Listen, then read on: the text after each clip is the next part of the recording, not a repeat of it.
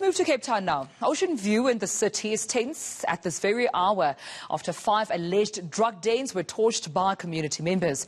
Residents there are angry after 7-year-old Iman Solomons was shot earlier this week. My colleague Monique Motlock joins me now for the latest on this story. Monique, understandably, the community being upset that a young innocent child has to be caught in between a crossfire that involves alleged drug dens. But what is the city saying about all of this? Yes, indeed, an angry community, and all of this took place last night during a prayer service for the little girl. And on the same day that she was killed, another man, a 31-year-old man, was shot and killed in a field nearby. And I'm just going to step out of shot quickly before I continue and before I let you know what the city of Cape Town is saying, just so that you can see one of those alleged drug dens that was torched.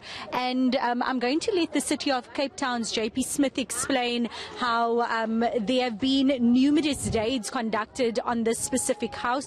Mr. Smith, can you just tell us about these different houses that were torched last night? Why do you think they were targeted? So I think the community are targeting the drug houses out of aggravation or irritation with the shooters. Unfortunately, these are not the properties that the shooters are occupying. So the people doing the killing are not in these houses. So I think Pugat is perhaps targeting the ones that are less dangerous. But there's still a public health hazard. They're still selling drugs. This property we've raided at least 3 times in the last months. We found mandrax the last time we were here. Law enforcement was here specifically. Previous properties also raided numerous times. They keep very small quantities of drugs. If you find anything at all, the properties are really messy, so really hard to find anything. So both of these are confirmed drug houses, and we've made arrests at both of them. At this stage, we just have significant numbers here. The staff that you see here are part of the Khayelitsha deployment, one of the 5 priority areas identified. But we repurposed them this morning to try and help keep the peace here. We do not want this to become the beginning of a 6-week rolling spree of violence. So we're trying to bring peace right now in the first week. And we're appealing to people, if you have information, if you have intel, make sure the police have it, share it with our officers so that we can do the right thing.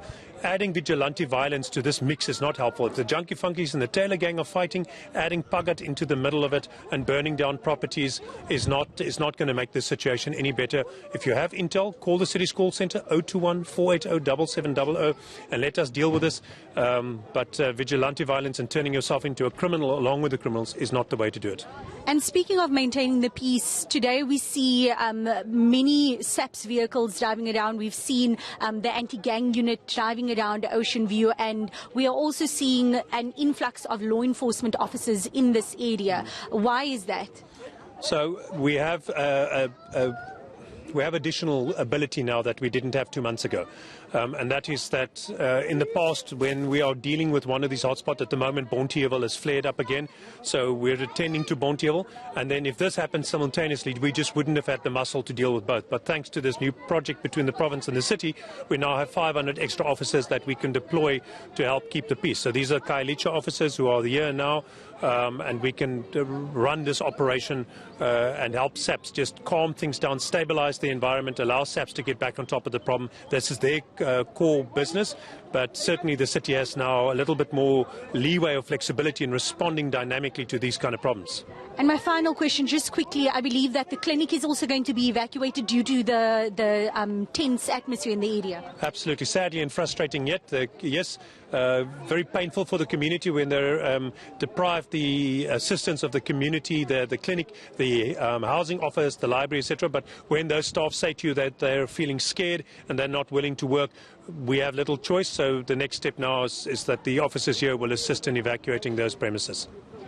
That was the City of Cape Town's JP Smith just explaining why there's this influx of law enforcement officers in the area. It's quite tense here in Ocean View at the moment, and there's also the possibility of retaliation by the people who were attacked last night. Monique Motlock, this is where we'll leave it, but thank you so much for updating us on that story.